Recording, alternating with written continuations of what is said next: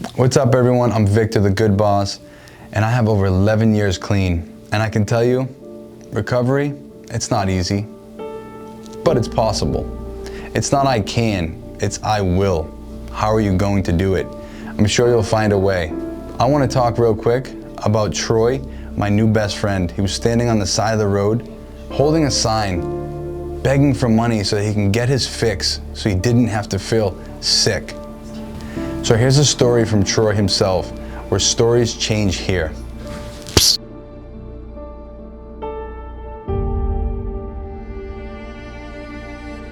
We had a hard time, our family, on and off. What happened is my dad was a radio DJ for Cool 105 in Denver, and that was sold off, so he lost his job. Soon after, I had a surgery. 3 tumors were removed from my stomach. Got a huge scar on my belly, looks like a C-section. Then I got molested. And I think my parents decided that it was best to change scenery, change the environment. So we used what money we had and a white van and a little U-Haul attached and drove to Massachusetts because of a job opportunity my dad had, which turned out to be a scam, by the way. So we ended up homeless for 2 years. We had to camp in Massachusetts in the cold weather, in the snow, for 2 years. And that whole time, my mom and dad was working. I was even working too at 13. So I had to take on a responsibility that, a kid shouldn't, Not that I wasn't, willing to, because our family was like a pack, we were very close knit. And after 2 years, my parents ended up finding a way to get us into an apartment, which happened to be in a bad neighborhood. My mom still lives in the same apartment to this day. And got injured, and I was prescribed Vicodin. And that sort of led to my beginning of my drug addiction. I started getting dependent on it. I would take him to school with me. I would have to pop one before class. Then I was introduced to Percocets when I couldn't get the Vicodin. And then it slowly escalated to like OC80s. By this time I'm like 21.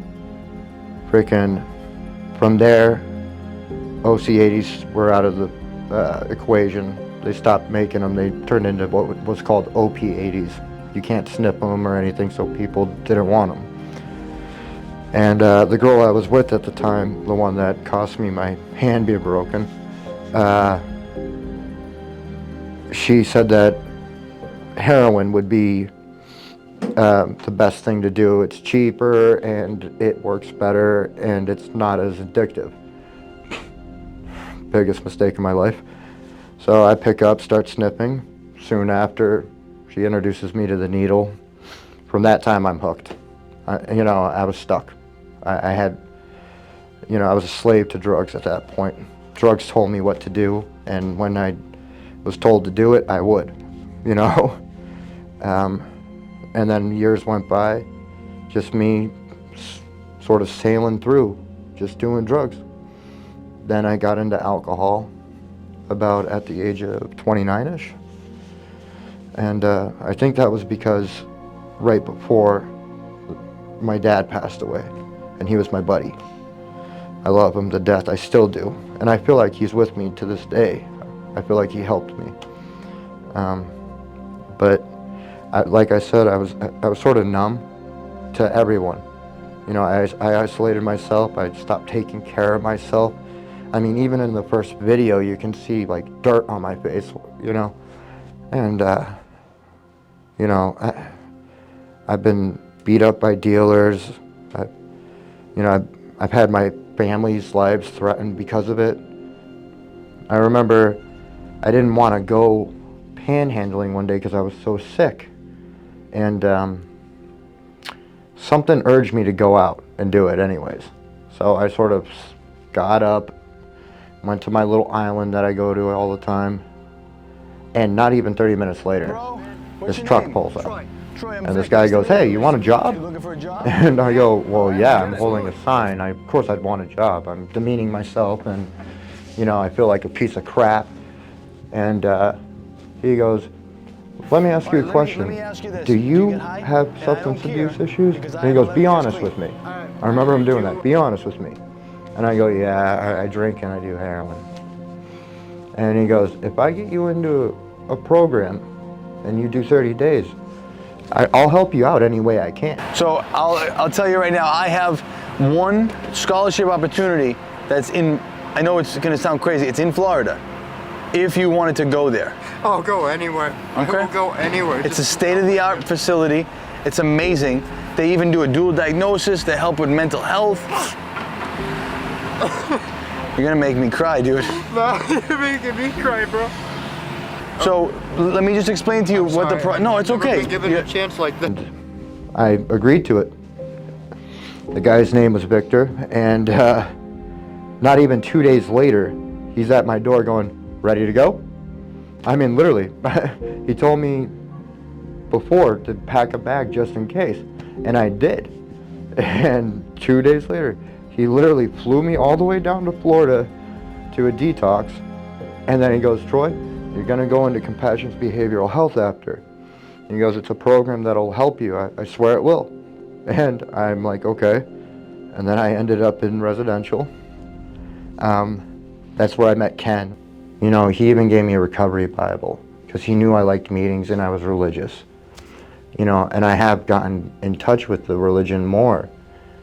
When I was using, I didn't care. I would not even think about that kind of stuff. I was just focused on the hustle, which was sad. It was so tiring doing that.